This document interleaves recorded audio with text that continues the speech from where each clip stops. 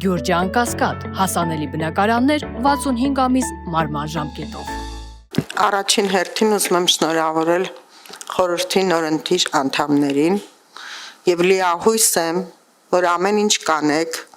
որպեսզի մեր երկիրը հզորանա։ Այսօր ինձ համար շատ տխուր օր է, շատ տխուր։ Նրանով տխուր չի, որ ես բարձրագույն դատական խորհրդում եմ, ինձ համար այս դահլիճը շատ լավ դահլիճ է, որովհետև խորհրդանիշում է մեր դատական իշխանությունն է խորհրդանշում եւ երաշխավորն է։ Ցանկացած դատավորի հետ կարող է նման բան կատարվել, կարող է հարուցվել կարգապահական վարույթ եւ ուղարկվել բարձրագույն դատական խորհուրդ։ Բայց տխուր է ինձ այնքանով, որ ինձ մեղադրեն, որ ես դատական իշխանությունը հեղինակազրկում եմ։ Ոչ թե նրա համար, որ ես 29.5 տարվա դատավոր եմ, այլ որ ես Գևորգի մայրն եմ, ու Գևորգը այստեղ է, տանջվում է Գևորգս։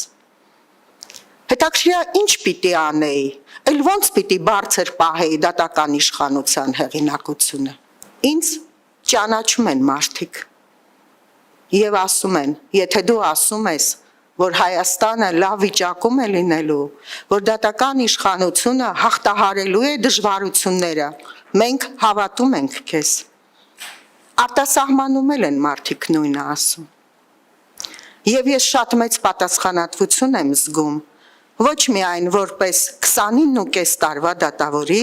այլև որպես Գևորգի մոր։ Պաշտոնը անցողիկ է, բայց ես հավերժական պաշտոն ունեմ, ես Գևորգի մայրն եմ։ Եվ ամեն մի բառ, ինչ որ կապված է մեր երկրի հետ, ես շատ զգուշությամբ եմ արտասանում։ Ամեն մի քայլ, որ գցում եմ, ես հասկանում եմ, որ ես Գևորգի մայրն եմ, ուշադրության մեջ եմ, եւ ես շատ ուշադիր պիտի լինեմ, որպեսզի պակասեցնեմ թերացումները։ Անսխալական մարդ գոյություն չունի, միայն Աստված է։ Ուրիշ բան է, որ մեկի թերացումները կարող են շատ ուժեղ բարձրաձայնել, մյուսի կոպիտ սխալների մասին լռել, սա այլ հարց է։ Բարձրագույն դատական խորհուրդը 2024 թվականի հունիսի 13-ին, ընդ որում 10 ձայնով, առանձին կարծիք չի եղել, բոլորը միաձայն որոշում են կայացրել,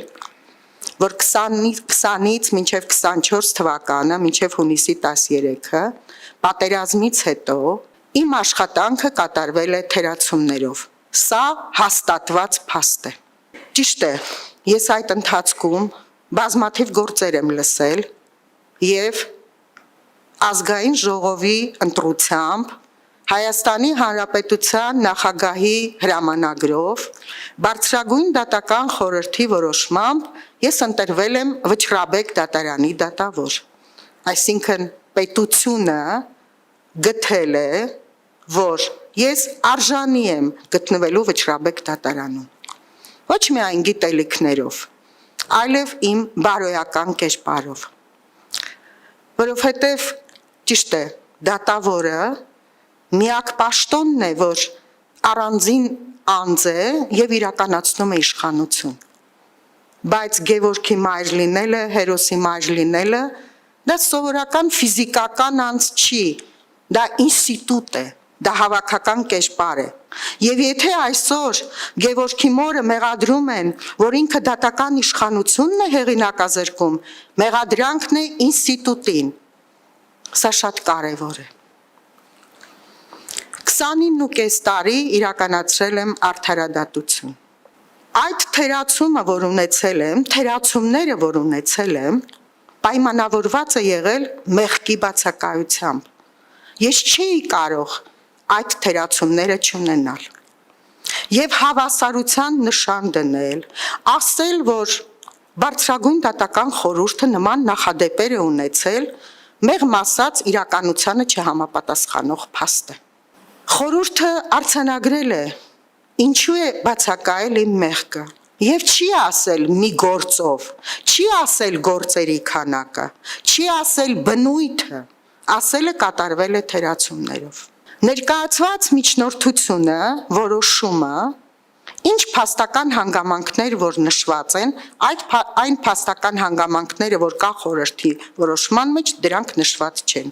Նույն ժամանակահատվածում է ակտը ուշ հրապարակվել եւ ակտը ուշ տրվել կողմերին։ Խորհուրդը դրա մասին արդեն բարձրաձայնել է, հաստատված է համարել։ Ի սկզբանե վարույթը պիտի կարճվեր։ Սահմանադրական դատական օրենսգրքի համապատասխան հոդվածի հիման վրա։ Ինձ նպատակը հայտնի չէ։ Եթե եւ երկրորդը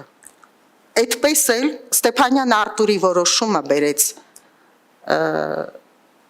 լիազոր մարմնի ներկայացուցիչը, այնտեղ չկա, որ հրաժարվել է։ Հրաժարման մասին չկա։ Իհարկե զարմանալի է, որ այդ որոշումը բերվեց եւ բացի դրանից խորհուրդը համապատասխան որոշումը կայացնելուց այլ փաստական հանգամանքներ էլ է հաշվի առել, հիմա այս խորհրդին չպատմեմ իր կայացրած որոշման մեջ։ Ինձ իսկապես զարմանք է առաջացնում, որ Արդարադատության նախարարությունը, ես համոզված եմ, որ ի սկզբանե իմացել է այդ որոշման մասին, խորհրդի որոշման մասին, եւ հենց սկզբից կարճման մասին մերժման պատասխան չի տվել քաղաքացուն։ Առավել եւս, որ մինչեւ բարձրագույն դատական խորհրդի դիմելը, անձը ասել է, որ չկա դրա անհրաժեշտությունը։ Նպատակը ո՞րն է։ Հրաժարվել է բողոքից, բարձրագույն դատական խորհրդի որոշումը կա, հանգամանքները չեն վերացել, այդ հանգամանքները չեն վերացել, պատերազմի հետևանքները շարունակվում են, դրանք մի օրում չեն վերանա, մարդիկ, որոնց տուն պատերազմը չի մտել, մարդիկ ասում են պատերազմի հետևանքները շարունակվում են, իսկ շնորհակալության փոխարեն Արդարադատության նախարարությունը, շնորհակալության խոնարհումի փոխարեն ինձ մեղադրել, նման մեղադրանք առաջադրել ինձ, փոխանակ ասել ինչ լավ է, որ Տիկին Հովսեփյան դուք հաղթահարել եք, դուք աշխատում եք, դուք պայքարում եք, որ մեր երկիրը ուժեղանա,